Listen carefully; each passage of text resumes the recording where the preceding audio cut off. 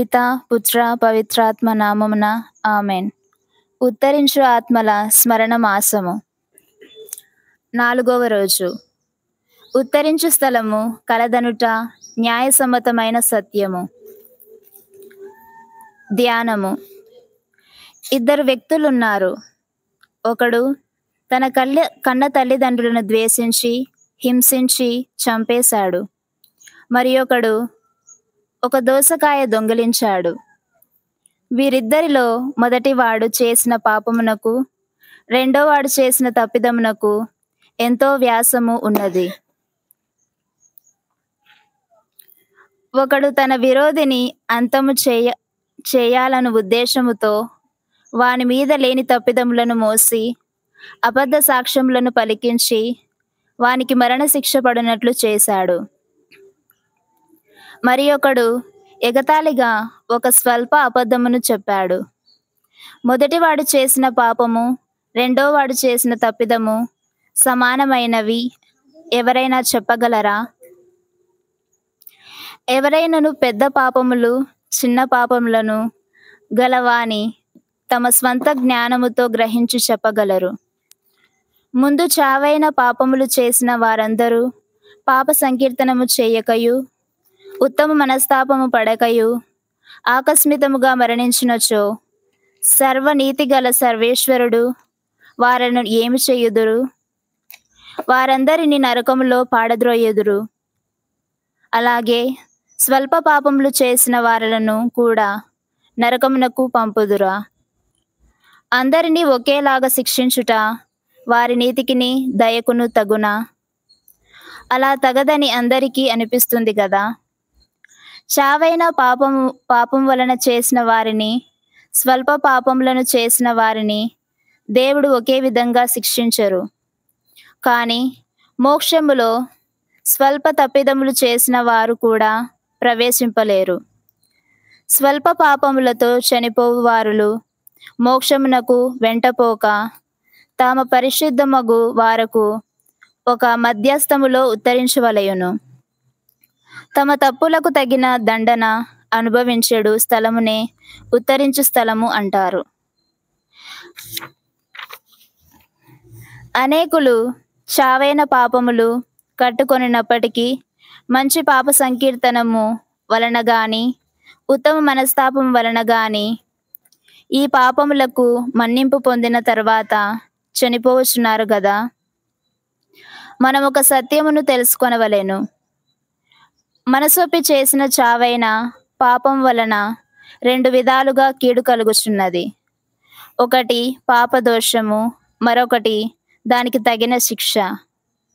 పాపము దోషము వలన దేవ ఇష్టప్రసాదములను కోల్పోయి దేవునకు దూరమగుచున్నాము.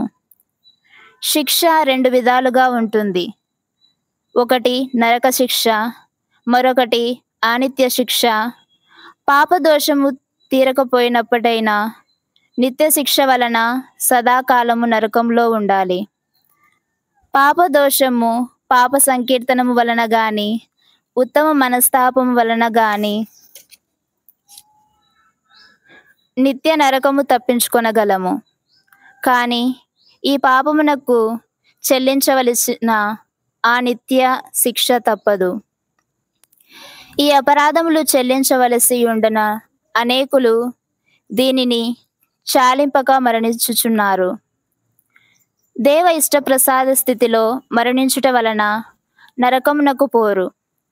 ఆ నిత్య అపరాధములు చెల్లింపకపోవుట వలన నేరుగా మోక్షమునకు పోలేరు. కావున వారు తమ పాపములకు చెల్లింపవలసిన అపరాధములను పరిహారములను చెల్లించుటకు ఉత్తరించు అను స్థలము గలదు. ఈ స్థలములోని ఆత్మలు తమకు తాము ఏ పుణ్యము సంపాదించుకొనవలెనో కనుక తాము అనుభవించు వేదన వలన ఈ పరిహార అపరాధములను చాలించవలెను. ఇది న్యాయసమ్మతమే గదా. సర్వేశ్వరుడు దయచేసిన 10 ఆజ్ఞలు 2 ఆజ్ఞలలో ఇమిడి ఉన్నవి. ఒకటి సకల వస్తువుల కంటే సర్వేశ్వరుని అధికంగా ప్రేమించాలి. రెండవది నీ వలె నీ పొరుగు వారిని ప్రేమించాలి. పొరుగు వారందరినీ ప్రేమించవలసి ఉన్నను. బంధువులను, మేలులు చేసిన వారిని, స్నేహితులను ఎక్కువగా ప్రేమించవలెను గదా. ఈ ప్రేమ మరణించిన మన వారి పట్ల ప్రదర్శించుటమే ధర్మము కదా. మరణించిన మన వారి ఆత్మలు ఉత్తరించు స్థలములలో అనుభవించడి వేదనలను తగ్గించుటకు వారి కొరకు జపతాప, దాన ధర్మాలు, దివ్య పూజలు ప్రేమతో సమర్పించాలి. అలాగున వారి ఆత్మలు మన ప్రార్థన వలన ఉత్తరించు స్థలము నుండి విడుదల పొంది మోక్షమునకు చేరిన పిమ్మట మనలను మరువక తన కొరకు దేవుణ్ణి ప్రార్థిస్తారు. ఈ విధముగా యుద్ధ సభవారు, ఉత్తరించు సభవారు, మోక్ష సభవారు వీడని బంధము కలిగి ఉన్నారు. ఇది వేద వాక్యము వలన తెలుపబడిన విశ్వాస సత్యము. జపము. సర్వవల్లభులైన నిత్య సర్వేశ్వర, ఈ లోకములో జీవించు వారి మీదను, ఉత్తరించు స్థలములోని ఆత్మల మీదను, మోక్షవాసుల మీదను మీరు సర్వాధికారము కలిగి ఉన్నారు. ఉత్తరించు స్థలములోని ఆత్మలు మా దీన ప్రార్థనల ద్వారా మరియు మోక్షవాసుల విడుదల ద్వారా ఉత్తరింపు పొంది మోక్షరాజ్యములో ప్రవేశింప కరుణించండి స్వామి. ఆమెన్. అద్భుతము. ఉత్తరించు స్థలము లేదని మరణించిన వారి ఆత్మలకు బ్రతికి ఉన్న వారికి ఏ విధమైన సంబంధము లేదని, ఈ ఆత్మలకు మనుషుల వల్ల ఏ మేలు కలగదని వాదించు అవిశ్వాసులు కలరు. ఇది వారి అజ్ఞానమును సూచిస్తుంది. మరణించిన పిమ్మట వీరు నిర్భాగ్యులుగా ఎంచబడుదురు. స్కోపియా రాజ్యములో గొప్ప ధనవంతుడైన ఒక తండ్రికి జన్మించిన ఇద్దరు అన్న తమ్ముళ్ళు ఉండేవారు. వారు ఇద్దరు సుగుణవంతులు, కలిసిమెలిసి అన్యోన్యముగా అనురాగముగా జీవించేవారు. వీరు ప్రొటెస్టెంట్ సహోదరులు. మార్టిన్ లూథరు గారు ఉత్తరించు స్థలము లేదని చెప్పుట వలన వీరు అదే విశ్వసించారు. ఒకరోజు వీరిరువురు కొంతమంది స్నేహితులు కలిసి ఒక విందులో పాల్గొన్నారు. సంతోషముగా విందు ఆరగిస్తున్నారు. ఈ ఇద్దరు సోదరులలో చిన్నవాడు అకస్మాత్తుగా మూర్ఛిల్లి మరణించాడు. అన్న తమ్ముని మరణమునకు ఎంతో దుఃఖించాడు. ఎడతెగక కన్నీళ్లు కార్చుచుండెను. తమ్ముడు మంచి ఆయుధ్యము లేక అకస్మాత్తుగా మరణించినందువలన మోక్షమునకు పోయాడో లేదని చింతించేవాడు. ఈ దిగులు వలన నిద్ర, సంతోషము కరువై మానసిక రోగిగా మారాడు. అతని బంధువులు, స్నేహితులు అతనిని కొంతకాలము విదేశాలకు యాత్రకు పొమ్మని సూచించారు. అతడు ఆ విధముగా మానసికంగా కోలుకుంటాడని భావించారు. యాత్రలో భాగంగా అతడు ఫ్రాన్స్ దేశానికి వెళ్ళాడు. అక్కడ అనుకోకుండా కథోలిక గురువును కలిశాడు. తన తమ్ముని ఆకస్మిక మరణంను గూర్చి వారికి తెలిపాడు. గురువు అతనిని ఓదార్చి కథోలిక వేదమును గూర్చి తెలియపరిచారు. అతనిని తన తమ్ముని ఆత్మ విశ్రాంతి కొరకు ప్రార్థించమని సూచించాడు. అతడు మారుమనసు పొంది కథోలిక వేదమును అంగీకరించి స్వీకరించాడు. తన తమ్ముని ఆత్మ విశ్రాంతి కొరకు నిత్యము ప్రార్థింప తీర్మానించుకున్నాడు.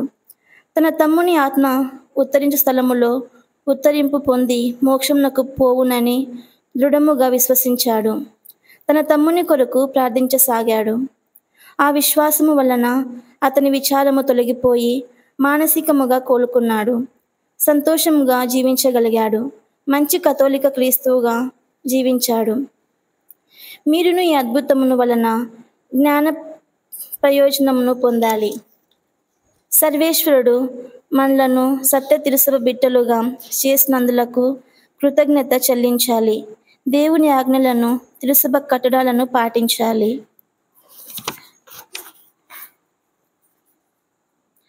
మన బంధుమిత్రులు మరణించినప్పుడు అధిక దిగులు చెందకూడదు. మరణించిన వారి ఆత్మలు ఎంతకాలము ఉత్తరించు స్థలములో ఉండునో తెలియదు. కనుక మన జీవితం అంతా వారి ఆత్మల నిత్య విశ్రాంతి కొరకు ప్రార్థించాలి. పితా, పుత్ర, పవిత్ర ఆత్మ నామమున ఆమెన్.